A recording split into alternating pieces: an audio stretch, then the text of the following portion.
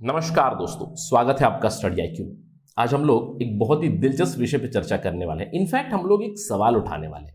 सवाल यही है, can Ambani Adani corporate dominance last in India? यानी कि इन कॉर्पोरेट्स की जो डोमिनेंस है इंडियन इकोनॉमी में, कितने दिनों तक वो चलेगी? इस सवाल का हम लोग जवाब देने की कोशिश करेंगे। अगेन, हमारा डिस्कशन केवल अंबानी अडानी कॉर्पोरेट्स के साथ नहीं रहेगा, बट इन जनरल इंडिया में कुछ कंपनीज, कुछ फैमिलीज जो हैं, कॉर्पोरेट फैमिलीज, उनका जो दबदबा है इंडियन इकोनॉमी, उनका जो डोमिनेंस है, वो कितने दिनों तक चलेगा या नहीं चलेगा? इस सवाल का जवाब देने की हम लोग कोशिश करेंगे। अब ये जवाब हम लोग कैसे देने वाले हैं, ये हम लोग जानने वाले हैं from the experience of other countries. क्योंकि साउथ कोरिया में भी कुछ इसी तरह की फैमिली कॉर्पोरेट डोमिनेंस थी। जापान में भी एक सिस्टम था कॉल्ड एज केरेट्सु। उसके एक्सपीरियंस के बारे में जानेंगे, उसकी प्रॉब्लम्स के बारे में जानेंगे और उसका क्या परिणाम हो ये भी हम लोग जानेंगे। और उससे हम लोग एक स्पेक्यूलेशन लगाएंगे, can Ambani Adani corporate dominance last for long in India, और in general can the corporate dominance last in India?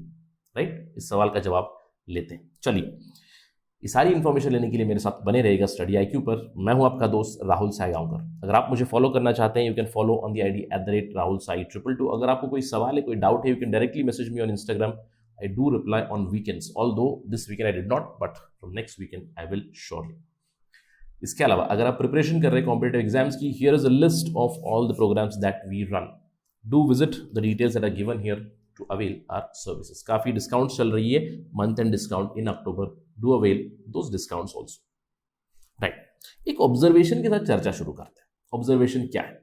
देखिए, एक तरफ है Mukesh Ambani, the Ambani group, Reliance group head. एक तरफ है Gautam Adani, Adani group head. Right, अगर आप इनकी वेल्थ देखेंगे continuously from 2014 the graph is going up. In fact India में कुछ ऐसी गिनी चुनी फैमिलीज है जिनकी वेल्थ कंटिन्यूअसली बढ़ती हुई जा रही है। Big business magnets, big conglomerates जो हैं, जैसे कि रिलायंस हो गया, अडानी ग्रुप हो गया, आपको टाटास हो गए, जैसे कि बिरलास हो गए, Kumar Mangalam Birla etcetera. You can talk about Mahindra group etcetera. तो ये जो कॉन्ग्लोमरेट्स हैं, इनकी जो डोमिनेंस है इंडियन इकोनॉमी में, क्या ये चलेगी? यही हमारा आज का डिस्कशन का मुद्दा है। Right, so Indian business scenario में क्या हो रहा है? इंडियन बिजनेस सिनारियो में कुछ ऐसे कॉन्ग्लोमरेट्स है, बड़ी बड़ी कंपनीज है, जैसे कि रिलायंस, टाटा, अडानी ग्रुप, इनका काफी दबदबा चलता है इंडियन इकोनॉमी में। और हम लोग कह सकते हैं, although not directly but indirectly, Indian political scenario को भी ये लोग शेप अप जरूर करते हैं। तो आज का हमारा डिस्कशन का मुद्दा है, कैन देयर डोमिनेंस लास्ट? आज तो वो काफी डोमिनेंट है, आजकल मैं कहूंगा पिछले एक दशक से काफी डोमिनेंट बने हुए हैं, लेकिन क्या उनकी डोमिनेंस लास्ट करेगी? इस सवाल का जवाब लेने की कोशिश करते हैं। अब कैसे? एक्सपीरियंस से, not from Indian experience but from other countries experience. देखिए, जिस तरह इंडिया में भी ये फैमिलीज है, इनकी फैमिली बिजनेसेस है, इनका काफी दबदबा चलता है, उसी तरह से कुछ सिस्टम्स है जिनके नाम दिए हुए, जैसे साउथ कोरिया का सिस्टम है, उसे कहते हैं चाबोल। राइट, चाबोल और चाबोल्स इन प्लूरल। अब ये चाबोल्स क्या है? Chaebols are the big companies which are controlled by family. Right, India में जैसे अंबानी फैमिली, अभी मुकेश अंबानी के बाद उनके बेटे हैंडल करेंगे, जो भी उनके सक्सेस है वो हैंडल करेंगे। अडानी के बाद उनके सक्सेस हैंडल करेंगे, वही कंपनी चलती रहेगी, उनका दबदबा कंटिन्यू चलता रहेगा। अब वैसे ही आपको साउथ कोरिया में बहुत सारी कंपनीज मिलेंगी, जैसे कि सैमसंग होगी, सैमसंग को हेड करते हैं ली फैमिली। राइट, हुंडई को चुंग फैमिली। राइट, एलजी को यूल फाइंड शिन फैमिली। तो डिफरेंट डिफरेंट फैमिलीज को लीड करती है और कई सालों से लीड करती है, और इनफैक्ट मैं कहूंगा 1950-60 से कंटिन्यूसली लीड करती हुई आ रही है। तो लीडिंग कंपनी साउथ कोरिया की एक टाइम पे थी Samsung, Hyundai, you have SK group, you have LG. In fact ये कहा जाता है कि 21st सेंचुरी तक, 21st सेंचुरी की बिगिनिंग में जो एक्सपोर्ट हुआ करते थे साउथ कोरिया से, उसमें से 2/3 यानी कि 66% of the exports they used to come from the chaebol companies, यानी कि बड़ी बड़ी कंपनीज। केवल 1/3 एक्सपोर्ट्स छोटी कंपनी से जाया करते, बड़ी कंपनीज 66% एक्सपोर्ट किया करते।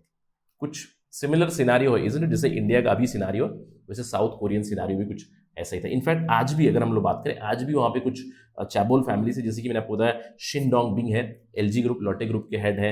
यहाँ पे आप चुंग वी सुन देख सकते हो, किया मोटर्स, हायुंडई के चुंग जी सियोन। राइट, ये फैमिली कंटिन्यूएशन चल रही है, एक के बाद एक सक्सेसर्स आते हुए जा रहे हैं। तो ये है साउथ कोरियन चाबोल्स। इनकी क्या सिचुएशन रही है, इनफैक्ट इनके जो फादर से, फोर फादर से, उनकी वजह से क्या प्रॉब्लम्स हुई, वो हम लोग थोड़ी देर में बात करेंगे। लेकिन ये थी साउथ कोरिया की सिचुएशन। इसी तरह की सिचुएशन आपको जापान में भी थी। जापान में it was called as keiretsu system. Keiretsu मतलब एक सिस्टम है जहां पे बड़ी बड़ी कंपनीज अपना पूरा दबदबा मेंटेन करेंगी पूरी इकोनॉमी पे। एक समय था, ये कहा जाता था कि पूरी जापानीज इकोनॉमी, मैं कहूंगा 1950, 60, 70s, 1990s तक भी 6 बड़ी कंपनीज थी, मित्सुई, मित्सुबिशी, सुमिटोमो, सानवा और डाइइची कंपनी। बैंकिंग सेक्टर में थे, स्टील सेक्टर में थे, telecommunication sector, in every sector they had their dominance. In addition to this big six, मैं कहूँगा 21st सेंचुरी बिगिनिंग से कुछ और भी कंपनीज आई हैं, कुछ और भी कॉन्ग्लोमरेट्स आई है, जैसे कि we have Toyota, Hitachi, Toshiba, Sony. तो कैरेटसू सिस्टम, एक रिफॉर्म कैरेटसू सिस्टम जरूर आ चुका है जापान में। यहाँ पे आप और भी कंपनीज के नाम देख सकते हो। लेकिन इस पूरी चर्चा से हम लोगों ने क्या समझा कि जैसे इंडिया में कुछ फैमिलीज का दबदबा है, अंबानीज, अडानीज, टाटास, बिरलास एटसेट्रा, वैसे ही साउथ कोरिया में भी चाबोल्स रह चुके हैं, जापान में कैरेटसू सिस्टम रह चुका है। इनका एक्सपीरियंस क्या रहा है और यहाँ पे रिफॉर्म्स भी आ चुके हैं, जैसे मैं आपको बताऊंगा क्या हुआ थोड़ी देर में। देखिए साउथ कोरिया का एक्सपीरियंस क्या रहा है। साउथ कोरिया में in general south Korean government का और जो चाबोल्स है उनका रिलेशनशिप काफ़ी कोऑपरेटिव रहा है। इनफैक्ट बहुत बार ऐसा हुआ है कि ये जो चाबोल्स है, यानी कि फैमिलीज है, फैमिलीज के जो हेड हैं, वो इलेक्शन भी लड़ चुके हैं, पॉलिटिक्स में भी जा चुके हैं और वहां पे भी जीत चुके हैं, असेंबली में उनकी रिप्रेजेंटेशन हो चुकी है। अब इसकी वजह से क्या हुआ, इसकी वजह से हम लोग एक टर्म यूज करते हैं क्रोनी कैपिटलिज्म, जहां पे आपको सरकारी ऑफिशियल्स और बिजनेसमैन मिलकर कुछ धांधली मचाएंगे, राइट, क्रोनी कैपिटलिज्म। और ये हम लोगों ने देखा साउथ कोरिया में। साउथ कोरिया में इस चैबोल सिस्टम की वजह से काफी ज्यादा करप्शन हुई। इनफैक्ट उनके 2 पॉलिटिशियन, फॉर्मर प्रेसिडेंट्स, राइट, चुन डू वान एंड रू तेवू, इनको इंडाइक्ट भी किया गया था।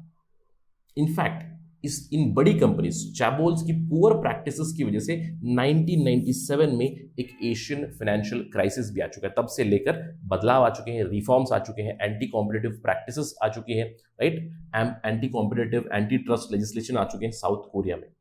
ये सब क्यों हुआ? क्योंकि देखिए इनकी एंटी कॉम्पिटिटिव प्रैक्टिसेस चलती थी। जो बड़ी कंपनी है वो मतलब बड़ी मछली जो है छोटी मछली को खा जाएगी, उनको बिजनेस करने नहीं देगी, कंपटीशन में आने नहीं देगी, जल्द से जल्द एक्वायर कर लेगी। तो इसीलिए आपको डुओपोली, ट्रियोपोली मिल जाएगी, यानी कि 2 से 3 बड़ी बड़ी कंपनीज मिलेंगी, उनका पूरा दबदबा रहेगा इकोनॉमी में। कुछ वैसा ही इंडिया में भी चल रहा है, इजंट इट? ये था साउथ कोरिया का एक्सपीरियंस। करप्शन ज्यादा हो गया, एक फाइनेंशियल क्राइसिस भी हुआ। जापान में भी कुछ इसी तरह की डेवलपमेंट हुई। जापान में सेकेंड वर्ल्ड वॉर के बाद कैरेटसू जो सिस्टम आया था 1960s 70s में, कुछ ही फैमिलीज, मैंने आपको नाम बताए, राइट, मित्सुबिशी, सुमिटोमो एटसेट्रा, इनके दबदबे की वजह से उसी तरह की डेवलपमेंट हुई। 1990s में इनफैक्ट एक स्टॉक मार्केट डिक्लाइन हुआ। यहाँ पे इन कैरेटसू कोर कंपनीज की जो शेयर होल्डिंग थी वो डिक्लाइन होनी शुरू हुई, और उसके बाद कैरेटसू प्रोसेस में कैरेटसू की जो कंपनीज थी डिसोल्यूशन हुई, रीग्रुपिंग हुई। जैसे कि आप बात कर सकते हैं मित्सुई, मित्सुबिशी मिल गए, दूसरी कंपनीज कोलैबोरेट करके और भी डिफरेंट कंपनीज आने लगी in Japan. So they also brought reforms, right, anti competitive, anti trust legislations वगैरह आने लगे in Japan. So today we see, आज भी हम लोग ये कह सकते हैं कि साउथ कोरिया में भी चैबोल्स है, लेकिन एक कॉम्पिटिशन भी आपको मिलेगा। आपको जापान में भी कैरेटसू सिस्टम अभी भी है, लेकिन एक रिफॉर्म्ड कैरेटसू सिस्टम है where it is fair competition. अब इन सब का एक बहुत बड़ा परिणाम पड़ता है किस चीज के ऊपर? पॉलिटिकल सिस्टम के ऊपर। क्या होता है? It no longer remains democracy. Democracy, लोकतंत्र क्या कहा जाता है? Democracy means of the people, by the people and for the people. But अगर कुछ इस तरह की डेवलपमेंट हो जाए जहां पे केवल थोड़े ही कॉर्पोरेट्स पूरा पावर गार्नर करते हैं, पॉलिटिक्स में भी इन्वॉल्व हो जाते हैं, मिली भगत हो जाती है, क्रोनी कैपिटलिज्म आ जाती है, तो we call it as plutocracy. Plutocracy में मतलब केवल कुछ ही गिने चुने लोगों के पास complete wealth, complete political power भी रहेगी, they can frame the policies. अब इन सब चीजों से क्या होगा? इन सब चीजों से आपकी कंपटीशन खत्म हो जाएगी। अगर कंपटीशन खत्म हो जाएगी तो आपकी क्रिएटिविटी भी खत्म हो जाएगी। क्रिएटिविटी खत्म हो जाएगी तो आपके पास विकल्प नहीं बचेगा। अब इंडिया में इस एक्सपीरियंस को बता सकता हूँ। फॉर इंस्टेंस, टिपिकल एग्जाम्पल हम बात कर सकते हैं टेलीकॉम सेक्टर के बारे में। टेलीकॉम सेक्टर के बारे में देख लीजिए आप। आज आपके पास विकल्प क्या है? आज आपके पास इधर यू गो टू जियो और एयरटेल, और यू हैव वोडाफोन आइडिया। इसके अलावा आपके पास BSNL है, एक state own player, but I don't think their subscribers are increasing, rather they are decreasing. तो आपके पास विकल्प काफी कम बच जाते हैं, क्योंकि यहाँ पे कंपटीशन को कर्व किया जाता है, राइट, और एक तरह की मोनोपोली या फिर डुओपोली सेटअप की जाती है and ultimately the country moves towards plutocracy. But ये नहीं हुआ है साउथ कोरिया जापान में, बट दे ब्रॉट रिफॉर्म्स और उनसे हम लोग कुछ सीख सकते हैं। क्या सीख सकते हैं हम लोग? उनके एक्सपीरियंस से ये सीख सकते हैं कि इंडिया में कॉर्पोरेट डोमिनेंस अगर फेयरली चले with decent competition and without any antitrust violation then it is very fine. और अगर हम लोग इंडिया की बात करेंगे, can the corporate dominance last? Although मैं कहूंगा कॉर्पोरेट डोमिनेंस कुछ फैमिलीज की है, but they are continuously being given a very stiff competition. अगर हम लोग बात करें इन कॉर्पोरेट्स की, स्पेशली अंबानी, अडानी, टाटास, बिरलास, ये जो कॉन्ग्लोमरेट्स है इंडिया में, इन्होंने डायरेक्टली पॉलिटिक्स में एंट्री नहीं ली। और साउथ कोरिया का एक्सपीरियंस हम लोगों ने देखा है कि अगर चैबोल्स पॉलिटिक्स में घुस जाए तो और भी ज्यादा करप्शन फेस्टर हो जाती है। ऑल्दो इंडिया में डायरेक्ट पॉलिटिकल इंटरवेंशन नहीं है, but to some extent they can sway the political policies for sure, India's policies. इसके अलावा एक बहुत बड़ा मैं कहूंगा सिल्वर लाइनिंग ये है कि इन कॉर्पोरेट्स को यूनिकॉर्न से काफी ज्यादा कंपटीशन मिल रही है। Stiff competition is being given by Indian unicorns. Unicorns मतलब जो $1 बिलियन कंपनीज बन चुकी है, जैसे कि Paytm, Byju, Zomato, Swiggy etcetera, ये सारी कंपनीज यूनिकॉर्न्स बन चुकी है और धीरे धीरे डेवलप हो रही है। तो इंडिया में हम लोग एक फेयर कंपटीशन देख सकते हैं जिससे corporate dominance is being challenged continuously, and it is very good for Indian economy going into future. So to answer this question, can India's big corporate dominance last? It is too soon to tell कि वो खत्म होगी या नहीं, but उन्हें काफी stiff competition मिल रही है अभी फिलहाल। और इस चीज के ऊपर अगर कोई डेवलपमेंट होगी कि डोमिनेंस ज्यादा हो रही है, कम हो रही है, then we'll cover it again on Study IQ. I hope this was an interesting discussion for you. Thank you for watching this. Jai Hind.